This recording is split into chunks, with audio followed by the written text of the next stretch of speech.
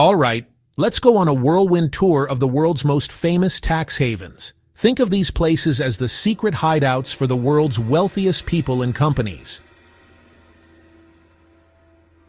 You've probably heard the names, Cayman Islands, Switzerland, Bermuda, but what actually makes these countries so attractive for hiding money? Let's start our journey in the Caribbean, where turquoise waters meet, well, some pretty creative accounting. First stop, the Cayman Islands. There are more registered companies here than people. No direct taxes, no income capital gains or corporate tax. That's why you'll find branches of global banks and thousands of shell companies. It's almost like a real-life monopoly board, but with palm trees. Just a short hop away, we hit the British Virgin Islands. These islands are tiny, but they're a giant in offshore finance. Setting up a company here is quick, cheap, and private.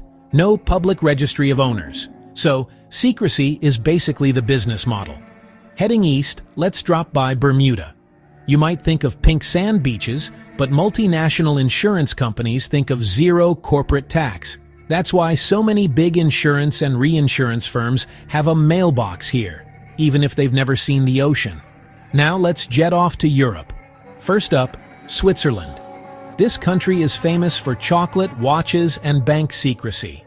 Swiss banks have legendary privacy laws, and for years they've been a safe deposit box for the world's rich and sometimes their secrets.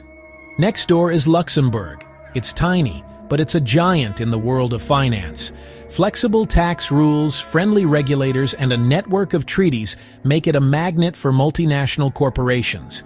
Everyone from Amazon to Pepsi has set up shop here, at least on paper. Let's swing by the Netherlands. It's not just tulips and windmills. Dutch tax laws allow companies to move profits through the country with barely a tax bill. That's why you'll hear about Dutch sandwiches in the world of finance. No bread, just a lot of money moving around. Malta is up next. This Mediterranean island offers super low corporate taxes through some clever refund schemes. It's a favorite for online gambling companies and anyone who wants to keep their tax bill as light as their vacation luggage. Now, let's fly to Ireland. The double Irish was once the go-to move for tech giants. By setting up subsidiaries here, companies like Google and Apple could shift billions in profits and pay barely any tax.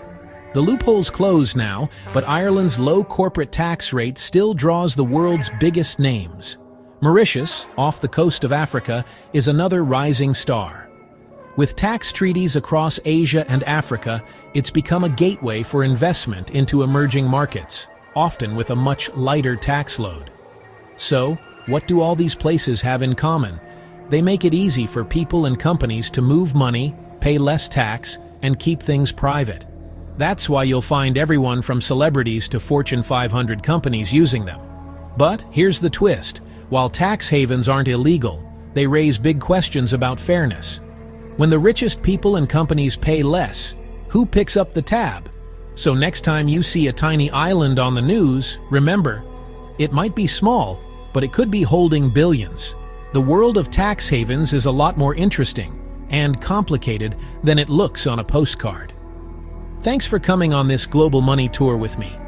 If you learned something new, hit that like button and subscribe for more stories from the hidden corners of the world.